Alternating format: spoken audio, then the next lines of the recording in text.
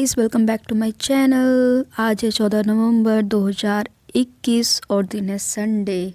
But हमारे लिए कोई ऑफ नहीं होता डे, क्योंकि डेली न्यूज़पेपर आता है और हमें डेली एनालिसिस करनी होती है और आपको डेली एनालिसिस देखनी होती है, क्योंकि आपने कोई एक गोल सेट कर रखा है, एम सेट कर रखा है कि आईएएस को क्वालिफाई करना है। तो no break no holiday before, no break no holiday जब तक आपको अपना गोल नहीं मिल जाता। तो स्टार्ट करते हैं अपने पहले आर्टिकल से। ताकि आप पहला आर्टिकल देख रहे हो कि 26 नक्सल किल्ड इन गढ़चिरौली। अब आप ना हमेशा न्यूज़ में सुनते रहते होगे नक्सल्स मारे गए, नक्सलवादियों ने पुलिस कर्मियों को मार दिया, नक्सलवादियों ने फौजियों को मार दिया, इतने आर्म फोर्सेस ने इतने नक्सलवादियों को मार दिया। तो ये तो आप ना न्यूज़ में सुनते रहते हो। अभी फ़िलहाल मैं बता दूँ, ये जो सीन हुआ है ये महाराष्ट्र में नियर छत्तीसगढ़ गढ़चिरौली एक जगह है। वहाँ पे 26 नक्सलवादी मारे गए हैं और 3 पुलिसमैन भी उसमें घायल हो गए हैं। यहाँ पे एक नोटिस करने वाली बात है कि जो मार्च, ये मैं डेटा इसलिए बता दे रही हूँ, जो बच्चे मेंस राइटिंग करना अपना मेंस राइटिंग करते हैं तो उनके लिए ये डेटा काफ़ी इंपॉर्टेंट होता है, क्योंकि जब आप मेंस राइटिंग में करंट अफेयर के फैक्ट को जोड़ देते हो ना, तो वो आपको एक एज देता है बाकी बच्चों से अच्छे नंबर गेन करने में। तो यहाँ पे आप ये थोड़ा सा डेटा देखो। अगर नक्सलवाद, और ये आपको मैं बता दूँ, ये जो टॉपिक है ये GS3 से रिलेटेड है, क्योंकि उसी में नक्सलवाद, टेररिज्म ये सब आता है, विंग एक्सट्रीमिज्म। तो ये GS3 पेपर से इंपॉर्टेंट हो जाता है आपका। तो आप आंसर राइटिंग कर रहे हैं तो ये आपके लिए बहुत इंपॉर्टेंट है। कि जरा कि 2018 में 8 CRPF के जवान थे जो मारे गए थे IED ब्लास्ट में। ये भी सुकमा डिस्ट्रिक्ट, ये कहाँ पे है सुकमा, ये छत्तीसगढ़ में है, ठीक है। और 2019 में भी कुछ ऐसा होता है, 15 पर्सनल मारे जाते हैं, ठीक। और ये गढ़चिरौली डिस्ट्रिक्ट में होता है। और 2020 में क्या 17 security personal loss their lives. तो नक्सल्स के साथ इन लोग की मुठभेड़ होती है और इसमें 17 लोग मारे जाते हैं। तो देखिए 2018 में 8 मारे गए, फिर 2019 में 15 मारे गए और 2020 में 17 मारे गए। ये आंकड़ा बढ़ते बढ़ते अप्रैल में कितना पहुंच गया है, 22 गाइस। तो 22 सिक्योरिटी पर्सनल, 32 अदर ऐसे लोग हैं जो इस मुठभेड़ में घायल हुए हैं। देख रहे हो कि कंटिन्यू ये जो मुद्दा है ना, ये राइज होता जा रहा है। कहाँ 2018 में 8 लोग की मौत हुई थी, 19 में बढ़ के यानी कि एक साल के अंदर 15, फिर उसके बाद 2020 में 17 हो जाता है, 2021 में अप्रैल में 22 लोग की। तो इसको ना गवर्नमेंट को एक सीरियस वे में लेने की ज़रूरत है इस मुद्दे को। तो गाइज़, यहाँ से जो भी लीपापोती इसमें हो रखी है ना, यहाँ से लेके यहाँ तक, ये आपके काम की नहीं है। इसमें किसने लीड किया ऑपरेशन को और क्या किस तरीके से हुआ। हमें यहाँ से जो इम्पोर्टेंट है वो पता करना है कि ये नक्सलवाद क्या है। नक्सलिज्म को समझने से पहले ना आपको माओइस्ट समझना पड़ेगा। माओवादी, हिंदी में माओवादी कहते हैं और इंग्लिश में माओइस्ट कहते हैं। जैसा कि गाइस मैंने बोला कि हम नक्सल्स को रीड पढ़ेंगे, पर नक्सल्स को पढ़ने से पहले हम थोड़ा सा माओइस्ट को पढ़ेंगे कि ये माओइस्ट कौन है। क्योंकि नक्सल्स, जो नक्सल्स बनते हैं ना, नक्सलवादी जिनको हम नक्सल्स कहते हैं, उन लोगों को हथियार प्रोवाइड कराना, उन लोगों को पैसा प्रोवाइड कराना, उन लोगों को ट्रेन करना लड़ाई के लिए, वो कौन करता है, वो माओइस्ट पीपल्स करते हैं। ठीक है, ऐसी माओवादी क्या है। माओवादी मैं हिंदी में बोल रही हूँ क्योंकि इंग्लिश में माओइस्ट होता है। जिन बच्चों को इंग्लिश में समझ में आए वो माओइस्ट समझ ले, जो हिंदी में समझना चाहते हैं वो माओवादी समझ ले। तो इसकी उत्पत्ति 1950 से 60 के बीच में होती है चीन में। चीन में एक नेता हुआ करते थे जिनका नाम था माओ जेदांग। तो उन्होंने जो उपदेश दिए और जिन लोगों ने उन उपदेशों को ग्रहण किया उनको बोला गया माओवादी। जो विचारधारा है माओवादी की, ये कम्युनिस्ट पार्टी ऑफ चाइना से आई है। वो ऐसी विचारधारा नेपाल में भी आपको देखने को मिलेगी। गाइस, इनका मकसद क्या होता है। इनका मकसद होता है कि भाई हथियारों के बल पे ना लोगों का उत्थान करना। ये क्या है ना कि ये लोगों का आर्थिक उत्थान करने के लिए भी हथियारों का इस्तेमाल करना ज़रूरी समझते हैं, और अपना राजनीतिक वर्चस्व बनाने के लिए भी हथियारों का इस्तेमाल करना ज़रूरी समझते हैं। इनको लगता है कि इनको जो भी राजनीतिक या आर्थिक या सामाजिक उत्थान करना, उसके लिए गोलियों की धाए धाए पे डिपेंड रहते हैं। इनको गोलियों की धाए धाए करनी, हथियारों की धाए धाए करनी से मतलब है, यानी कि कहने का मतलब है इनका जो एक आइडियोलॉजी है वो है हथियार से रिलेटेड, यानी कि हथियारों की धाए धाए से इनको लगता है कि हम कुछ भी जीत सकते हैं। ये है माओवादी की सोच। अब गाइस आ जाते हैं नक्सल्स पे। जो नक्सल्स की उत्पत्ति हुई है ना, वो हमारे ईस्टर्न इंडिया में हुई है। झारखंड, पूर्वी बंगाल, छत्तीसगढ़, ये एक बेल्ट है जिसमें हमारे यहाँ नक्सलवादी देखने को मिलते हैं। यहाँ से नक्सलवादी उभरे हैं। और ये जो नक्सलवादी शब्द है ना, वेस्ट बंगाल में एक गाँव था नक्सलवारी। तो उस गांव के नाम से, नक्सलवादी के नाम से इस शब्द की उत्पत्ति हुई है नक्सल्स, यानी जिन लोगों ने रिवेल किया, विरोध प्रदर्शन किया, ठीक है। तो उस गांव के नाम से इन लोगों का नाम पड़ गया नक्सल्स, ठीक। बंगाल में एक गांव है नक्सलबारी, जिस वजह से इस जो नक्सलवाद हमें सुनने को मिलता है ये वर्ड, तो ये वर्ड इस गांव से आया है, नक्सलबारी के नाम से इसका नाम रखा गया है नक्सल्स। कहें नक्सल ना स्टार्टिंग से ही माओवादी को नहीं फॉलो करते थे, ये स्टार्टिंग में मार्क्सवाद लेनिनवाद को फॉलो करते थे, बट बाद में धीरे धीरे इन्होंने माओवादी जो उनकी विचारधारा है उसको पूरी तरीके से एक्सेप्ट कर लिया, ग्रहण कर लिया।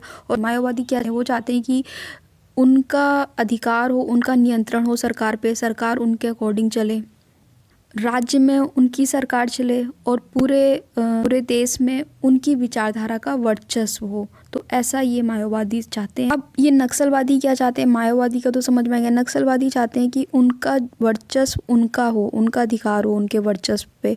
वो जैसे गवर्नमेंट अपने रूल ले आती है, वहाँ पे फॉरेस्ट लॉ लगा देती, वो ये सब इन्वॉल्वमेंट नहीं चाहते। वो चाहते हैं कि जो उनका एरिया है वो अपने एरिया में अपना वर्चस्व चाहते हैं, अपने अधिकार चाहते हैं, अपने तरीके से रहना चाहते हैं, सबको बराबर का अधिकार भी देना चाहते हैं। जो नक्सल्स हैं इनका मानना है कि समाज में सबको बराबर का अधिकार मिले, और अगर कोई इनको पिछड़ा कह के बोलता है कि हाँ ये पिछड़े हुए हैं, तो ये इस चीज़ से काफ़ी चिढ़ते हैं। नक्सलवादी चाहते हैं कि उनका वर्चस्व उनका हो, उनका नियंत्रण हो उनके वर्चस्व पे, और बराबर का अधिकार भी चाहते हैं कि बराबर का अधिकार हो। और तो ये नक्सल्स की सोच है। अब ये तो आपने समझ लिया कि नक्सल्स क्या है, माओवादी क्या है। वर्तमान टाइम में क्या है, माओवादी और नक्सलवादी दोनों मिल चुके हैं। और 2004 में जो माओवादी कम्युनिस्ट पार्टी थी और कम्युनिस्ट पार्टी ऑफ इंडिया थी, दोनों 2004 में मिल चुके हैं। यानी कि जो नक्सलवाद ने पार्टी बनाई थी और माओवादी की पार्टी थी, 2004 में मिल गई है दोनों की पार्टी। जो नक्सल्स हैं वो माओवादी यानी CPI communist party of India से मिलकर अपना काम, ये जो भी जिस विचारधारा पे चल रहे हैं तो उसके अकॉर्डिंग चल रहे हैं ये। अब इन लोग का ये जो हिंसक विरोध प्रदर्शन होता है, तो इसको देखते हुए जो इंडिया की गवर्नमेंट है इनको एक तरीके से टेरर की निगाह से, ये टेररिस्ट हैं, टेररिस्ट की निगाह से देखती है। तो ये तो आपने समझ लिया सारा इसका डिफरेंस क्या होता है। अब हम थोड़ा सा देख लेते हैं क्या गवर्नमेंट ने क्या क्या एफर्ट किए हैं इनके लिए। जैसे कि मैंने बताया कि ऐसे कि ये क्यों, मतलब नक्सलवाद क्यों उभरा है, क्यों ये चिढ़ गए। तो पहला तो ये तो वैसे फॉरेस्ट बिल आ गया, इनका जो ट्राइबल डिसकंटेंट हो गया, मतलब कि ये बिल लेके आए, इनको इनके अधिकार थे, उन अधिकारों से इनको क्या कर दिया, डिप्राइव्स कर दिया गया। तो अब इनका वर्चस्व नहीं रहा, इनका नियंत्रण नहीं रहा अपनी चीज़ों पे। तो क्या हुआ, इनके अंदर झंझनाहट हुई। तो वही उसी को क्या इन्होंने, माओवादियों ने फ़ायदा उठाया, इनको वेपन्स दिए, हथियार दिए, पैसा दिया, और एक तरीके से इनको हथियार दे के एक इनकी सोच बदली और उस सरकार के अगेंस्ट खड़ा कर दिया। यहाँ पे क्या है ना, जो गवर्नमेंट क्या मीज़र करती कि नक्सलवादियों ने कितने अटैक किए एक साल में, और हमने उनको कितना टैकल किया, और कितने अटैक कम हो रहे, कितने नहीं हो रहे, उससे गवर्नमेंट अपनी सक्सेस देखती कि यार इस बार तो कम अटैक हुए, यानी कि हम अपने उसमें सक्सेसफुल हुए। बट ऐसा नहीं है, गवर्नमेंट को क्या करना चाहिए, जो नक्सल अफेक्टेड एरिया हैं लोग नक्सल्स बनते हैं, यानी कि ऐसा तो है नहीं कि पहले से ही बने जो नक्सल्स है वही आज भी होंगे। कुछ नए यंगस्टर्स हैं या जो भी वहाँ पे नए बच्चे हैं जो नक्सलवाद की ओर जा रहे हैं। तो गवर्नमेंट को चाहिए कि वहाँ पे क्या करे, डेवलपमेंट का काम करे। ये इधर जिस बेल्ट में ये नक्सलवादी उभरे हैं तो डेवलपमेंट बहुत कम है, उनको उनकी नीड है, वो नीड के अकॉर्डिंग उनको चीज़ें भी नहीं मिल रही हैं, एक कनेक्टिविटी भी कम है, कम्युनिकेशन गैप है। तो ये सब चीज़ें होने की वजह से वहाँ पे एडमिनिस्ट्रेशन फेल हो रहा है, जिस वजह से क्या नक्सलवाद एक उभर के, आपको नीड्स पूरी नहीं होंगी तो नक्सल एक तरीके से क्या होगा, विरोध प्रदर्शन होगा, वही नक्सलवाद का जन्म ले लेता है नक्सलवाद। दूसरी चीज़ ये है कि जो गवर्नमेंट है या स्टेट गवर्नमेंट है, यहाँ पे एक कन्फ्यूज़न आता है कि जो नक्सलिज्म है ये सोशल इशू है या सिक्योरिटी थ्रेट है, मतलब कि इसको ये देश के लिए एक सिक्योरिटी थ्रेट मानते हैं कि या ये सोशल इशू है। तो मैं तो कहूँगी बहुत हद तक सोशल इशू है। जब आप उनका सोशल प्रॉब्लम सॉल्व कर देंगे तो वो इस तरीके का प्रदर्शन नहीं करेंगे, वो माओवादियों की तरफ नहीं जाएंगे और एक मेन विचारधारा में आ जाएंगे। स्टेट गवर्नमेंट क्या कहती कि ये भाई सेंट्रल गवर्नमेंट का इशू है, तो वो इसको देखे, वो अपने इनिशिएटिव मतलब वो इसको कंसीडर करे इस नक्सलिज्म को। तो यहाँ पे एक दिक्कत ये आती है कि स्टेट पूरा रोल नहीं प्ले करती है।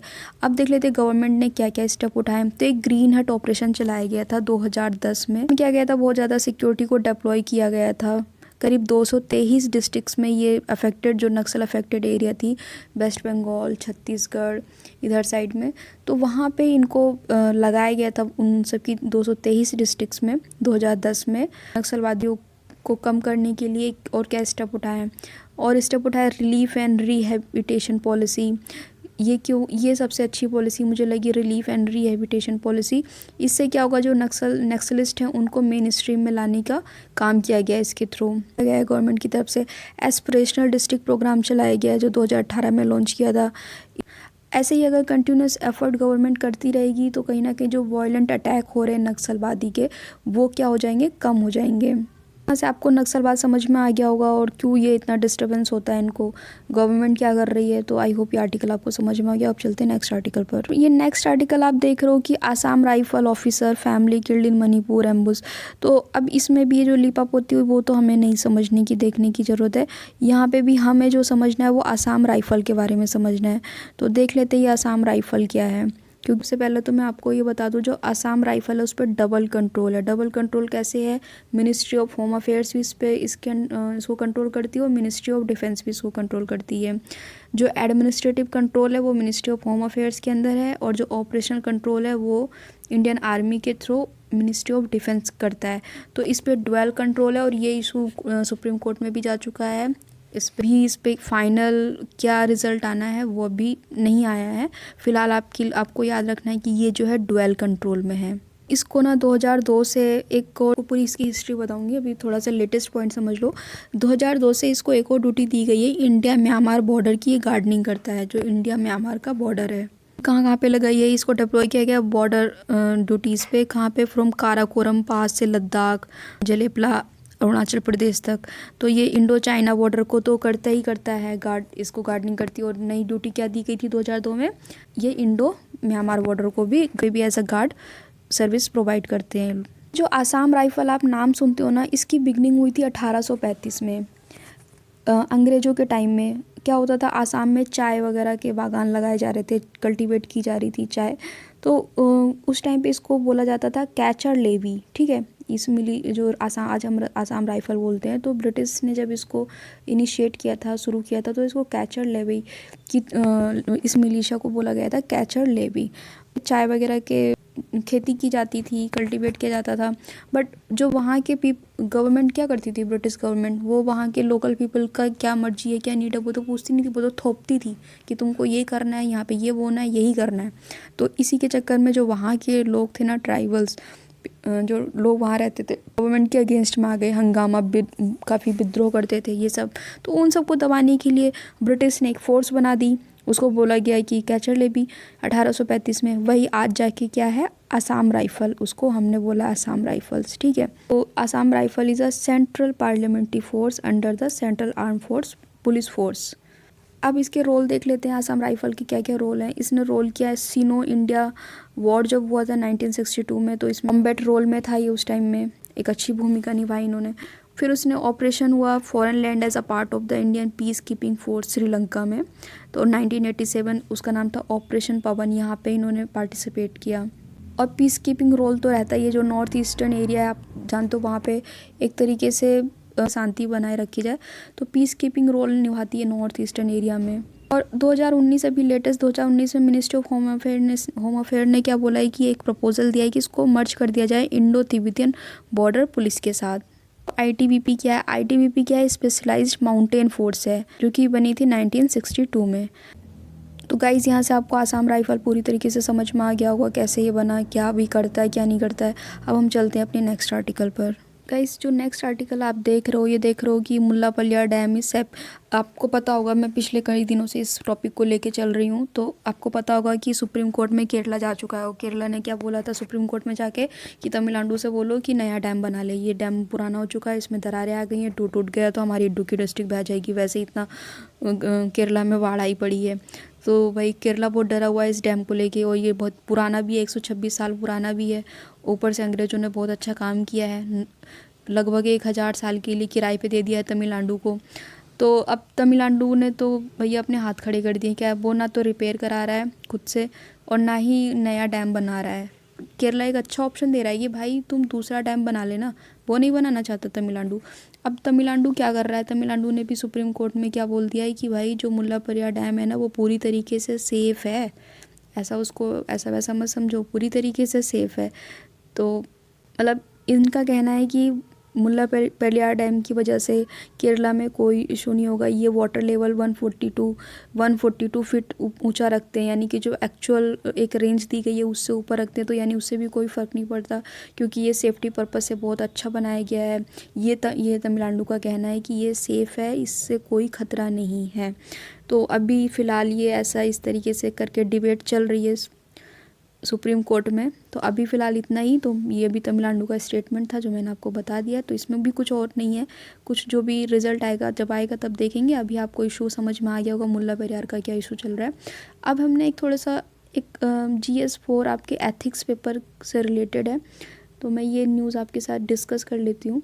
एक औरत है, ठीक है, उड़ीसा की, तो इसने क्या किया ना, एक रिक्शे वाले को अपनी जितनी प्रॉपर्टी थी लगभग 1 करोड़ की, वो पूरी की पूरी दे दी है। अब ऐसा क्यों हुआ भाई, रिक्शे वाले को क्यों दे दी इसने? तो इसके साथ क्या हुआ ना, इसकी बेटी एक्सपायर कर गई, इसका हस्बैंड एक्सपायर कर गया था। तो ये जब कोई इस तरीके से हताश हो जाता है, टूट जाता है, तो वो अपने रिश्तेदार या कोई ऐसे इंसान को ढूंढता है जो उसे सपोर्ट कर सके, मॉरली सपोर्ट कर सके। बट इसको सपोर्ट करने के लिए ना रिश्तेदार आए, कोई नहीं आया आगे। तो एक रिक्शा वाला था जो इसको पिछले जब इसका हस्बैंड एक्सपायर हुआ था या फिर काफ़ी टाइम से इन लोगों को जानती, वो रिक्शे वाले की फैमिली और जो रिक्शा वाला वो जानता था, तो उसने इसको एक मॉरल सपोर्ट प्रोवाइड किया। तो गाइस ये इतना मतलब उससे इतना ज़्यादा मतलब जब रिश्तेदारों की ज़रूरत थी, जब अच्छे दोस्तों की ज़रूरत थी, उस वक्त कोई नहीं आया, उस वक्त एक रिक्शे वाला काम आया। तो फिर इसने ये सब देखते हुए कि मतलब इसने मेरा टफ़ टाइम में मतलब मुझे एक तरीके से सपोर्ट प्रोवाइड किया। फाइनेंशियल सपोर्ट ही सब कुछ नहीं होता है, एक मोरल सपोर्ट भी होता है। तो ये इस औरत ने डिसीज़न लिया है कि मैं अपना जो भी मेरी प्रॉपर्टी है, जितना भी है मेरा, इसका मकान वगैरह है वहाँ पे 3 मंजिल, सब कुछ ना इसने रिक्शे वाले को दे दिया। और रिक्शे वाले का स्टेटमेंट लिया गया, रिक्शा वाले ने बोला कि जो भी मैंने किया वो मेरी ड्यूटी थी, मेरा फ़र्ज़ था। ये एक तरीके से केस स्टडी है, मैंने आपको बता दी, आप अपना GS4 एथिक्स में यूज़ कर सकते हैं इसको। नेक्स्ट ना हम एक आर्टिकल ले रहे हैं, एक कुत्ता है ना, उसको भाई डंडी से ना इतना मारा गया, इतना बेरहमी से मारा गया है कि बेचारे की डेथ हो गई। तो ऐसे तो लोग हो गए हैं भाई, ये जब जानवरों पे बेजुबान जानवरों पे दया नहीं कर सकते, क्या करेंगे। तो ये मैंने लेने का मतलब क्या था, एक इसका मतलब मेरा ये था कि मैं आपको पता होगा मैं हर वीडियो में आपको होमवर्क देती हूँ। तो ये जब ये इस कुत्ते को काफ़ी कुछ लोग 2-1 लोग थे, उन्होंने स्टिक से काफ़ी मारा इस कुत्ते को, फिर ये अनकॉन्शियस हो गया कुत्ता और फाइनली इसकी डेथ हो गई। तो एक बंदा था सौरभ, उसने जाके इसके करके कंप्लेन कर दी है। तो इसकी जो कंप्लेन हुई है वो सेक्शन 428 के अंडर में हुई है, और कौन पीनल एक्ट के थ्रू हुई है। लॉ लगेगा ना कोई लॉ तो लगेगा ना जिसके थ्रू ये सारे क्रिमिनल्स पकड़े जाएंगे। तो यहाँ पे दिया गया है prevention of cruelty to animals act 1960, इसके थ्रू ये जो कंप्लेन है रजिस्टर्ड की गई है। तो गाइस आपका होमवर्क है इसको देखना, इसके नोट्स बनाना, क्योंकि ये हमेशा न्यूज़ में रहता है, एनिमल क्रुएल्टी को लेके ये हमेशा न्यूज़ में रहता है। और अभी काफ़ी टाइम से इस पर क्वेश्चन नहीं आया है, क्वेश्चन बन सकता है, और क्वेश्चन नहीं भी बना तो आपको मेंस आंसर राइटिंग में एक बहुत अच्छा पॉइंट मिलेगा। और ये करंट अफेयर से आप यहाँ से आपको देखो मिल जाता है कि इस तरीके से एक डॉग के साथ, बेजुबान डॉग के साथ ऐसा इतना क्रुएलिटी की जा रही है। तो कहीं ना कहीं आपको ये एक एच प्रोवाइड करेगा, करंट अफेयर से इवेंट आपको मिल जाएगा, ऐड करके आप अपना मेंस आंसर राइटिंग कर सकते हैं। और फिलहाल आपका होमवर्क है कि आप ये prevention of cruelty to animal act 1960 के बारे में पूरा जानो, इसके नोट्स बनाओ। और जो भाई को मेरे चैनल पे व्यूज़ तो आते नहीं है ना, सब्सक्राइबर आते हैं, मैं तो बनाए जा रही हूँ वीडियो, ठीक है भाई। जो तो लोग देखते हो ना 2-4 लोग, अगर ये जो मैं होमवर्क देती हूँ कर लेते हो तो उसमें यस मैम करके मुझे एटलीस्ट मुझे नोटिफाई कर दिया करो कि आप लोगों ने कर लिया है। तो और ये देख रहे होगे बगल में भाई टमाटर बहुत महंगे हो गए हैं, 80 रुपये kg, क्या ही खाएगा इंसान। न्यूज़ आ रही है कि इस बार पंजाब में ना जो स्टबल बर्निंग होती थी ना, सभी के सारे किसान जो पैडी लगी होती थी ऊपर, यहाँ पे देखो धान आता है इस तरीके से, बहुत लोगों ने चावल का पेड़ देखा होगा, और नीचे पेड़ होता है, तो ये तो काट लेते थे और मशीन से उधर चावल निकल जाता था और ये खड़े रह जाते थे, जो उनकी डंठल थी। और इसमें क्या करते थे किसान, रातों रात आग लगा देते थे, सुबह तक खेत साफ, अगले दिन वो जो गेहूँ बोने की अपनी प्रक्रिया है उसको कर लेते थे। बट गवर्नमेंट भी काफ़ी टाइट हुई, तो उसके बाद क्या किया, इस बार ना थोड़ा सा कम स्टबल बर्निंग देखने को मिली है। बट इसका कोई भी फ़ायदा दिल्ली को नहीं पहुंचा। दिल्ली में बहुत ज़्यादा स्मोक हो गया, फिर भी वहाँ पे एयर पोल्यूटेड हो गई, क्योंकि कुछ लोगों ने तो ऑब्वियसली स्टबल बर्निंग की है। बट हाँ, पिछले साल के कंपैरिजन में कम हुई है। अब स्टबल बर्निंग के बारे में मैं पूरा बता चुकी हूँ, कौन सी गैसेस निकलती, कौन सी नहीं निकलती, और रिसेंटली मैंने डिस्कस किया था, तो इसलिए मैं आज के आर्टिकल में इसके बारे में नहीं डिस्कस कर रही हूँ। But stubble burning is very important mean है, जिसमें आपको उगाना है, तो उसके लिए हार्मफुल है या कुछ एडवांटेज भी होते हैं, और कुछ चीज़ें हार्मफुल भी होती हैं। तो सारी चीज़ें मैंने बताई हैं, तो आप मेरी रीसेंट करंट अफेयर की वीडियोस देख सकते हैं, किसी में मैंने स्टबल बर्निंग बताया है, तो वहाँ से आप देख लीजिए। अगर अभी फिर से कुछ दिन बाद आएगा तो मैं इसको कवर करूँगी, बट अभी मैं रिसेंटली कवर कर चुकी हूँ, तो अभी नहीं कर रही हूँ। संडे है, संडे का दिन है, तो कुछ ऐसा खास आई नहीं है न्यूज़। जो आई थी स्टार्टिंग में मैंने बता दिया आपको। अब थोड़ी बहुत ये देख लो, ये पाकिस्तान ने क्या किया, अभी हमारे कुछ फिशरमैन पकड़े थे ना, उनको छोड़ दिया है, तो ये एक अच्छी खबर है। और एक चीज़ और आप ध्यान रखो, थोड़ा सा न्यूज़ में चल रहा है, सूडान काफ़ी न्यूज़ में चल रहा है, एंटी कूप प्रोटेस्ट चल रहे हैं। सूडान के बारे में भी पूरा बता चुकी हूँ कि क्यों वहाँ पे ऐसा क्यों चल रहा है। मेरी अभी लेटेस्ट वीडियो में बताया है मैंने सूडान का भी, तो आज तो मैं नहीं डिस्कस कर रही हूँ। सभी को पता होगा कि ये भी मैंने बेलारूस, मैंने बाई मैप आपको बताया है। बेलारूस ने भी क्या किया है, बेलारूस इधर से बेलारूस पड़ता है, इधर पोलैंड पड़ता है, ठीक है, और इधर यूक्रेन पड़ता है, इधर पूरा एशिया रहता है। तो अभी बीच में बेलारूस ने धमकी दे दी थी कि भाई ये इधर की यूरोपियन कंट्री है ना, ये बोल रहा है बेलारूस को कि कुछ माइग्रेंट का क्राइसिस चल रहा है वहाँ पे, वेस्ट एशिया से माइग्रेंट आ रहे हैं, तो वो पोलैंड और जो बेलारूस है ना उसके बॉर्डर पे फंसे हुए हैं। तो ये यूरोपियन कंट्रीज़ बोल रही हैं कि पोलैंड उनको पुश कर रहा है यूरोपियन कंट्री में आने के लिए, ठीक। तो ये इशू यहाँ पे चल रहा है, तो यूरोपियन कंट्रीज़ पे सैंक्शंस लगा रही थी। तो जब सैंक्शन लगा दोगे तो बेचारा रोज़गार कैसे करेगा, पैसा वैसा कहाँ से आएगा उसके देश में। तो सैंक्शन, तो इसने बोला कि अगर सैंक्शन लगाओगे ना, तो रसिया से ना एक गैस पाइपलाइन जा रही है, रसिया की तरफ से गैस पाइपलाइन जा रही है यूरोपियन कंट्रीज़ को। तो बेलारूस ने भी धमकी दे दी, भाई तुमने सैंक्शन लगाया तो मैं ये गैस पाइपलाइन बीच से कट कर दूंगा, फिर बैठे रह जाना। तो ये ऐसा इशू चल रहा है यहाँ पे।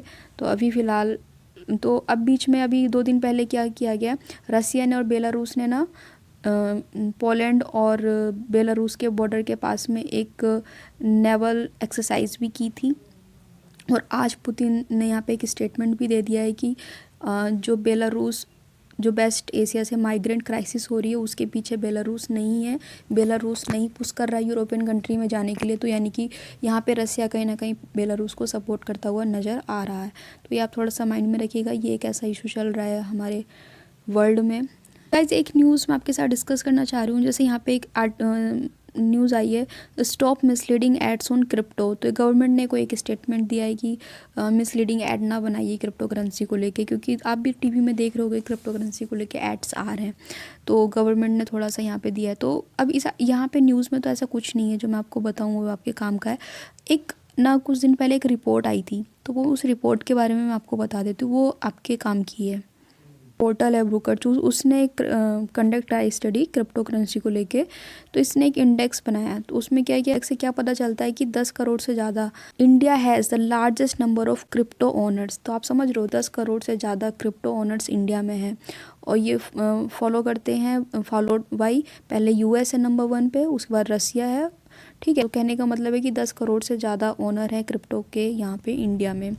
अगर परसेंटेज के मामले में देखा जाए as a percentage of the population, तो India has the 5th highest rate of crypto owners, यानी कि परसेंटेज के मामले में देखा जाए तो 7.3% है। और ऐसे नंबर के हिसाब से देखा जाए क्रिप्टो ओनर्स किस कंट्री में ज़्यादा हैं, तो यहाँ पे हम 3rd नंबर पे ट्रेंड कर रहे हैं, समझ लो, पहले यूएस, फिर रसिया, फिर इंडिया। तो ये क्रिप्टो से रिलेटेड न्यूज़ थी जो मुझे आपके साथ शेयर करनी थी। गाइज आज का डिस्कशन यहीं पे एंड करते हैं, because there is no other important article remaining आज के द हिंदू से। जो भी अगर कोई अलग से कोई आर्टिकल इसमें बताता भी है अपने यूट्यूब चैनल पे या आप भी पढ़ते हो, तो वो वेस्ट ऑफ टाइम है, आप अपना उस टाइम को अदर सब्जेक्ट में दीजिए। तो जो इम्पोर्टेंट था जितना भी, वो मैंने गाइज आपको यहाँ पे आज समझा दिया है। तो इस वीडियो को हम यहीं पे समाप्त करते हैं। बट समाप्त करने से पहले गाइज, अगर आपने वीडियो देखी है, थोड़ी सी भी देख ली है ना, तो सब्सक्राइब करके ज़रूर जाओ, लाइक करके भी जाओ, यार चैनल नहीं सब्सक्राइब करोगे ना तो मैं वीडियो कैसे बनाऊँगी, मैं वीडियो शायद ना बनाऊँ कुछ टाइम के लिए, मैं भी ब्रेक ले लूँगी अगर आप लोग चैनल को सब्सक्राइब नहीं करोगे तो। अगर आपको समझ में आ रहा है, आपको अलग अच्छी न्यूज़ मिल रही है मेरे थ्रू, मैं कुछ अच्छा नॉलेज दे रही हूँ, तो फिर सब्सक्राइब करने में क्या जा रहा है गाइस, सब्सक्राइब करो चैनल को। And thanks for watching, bye bye.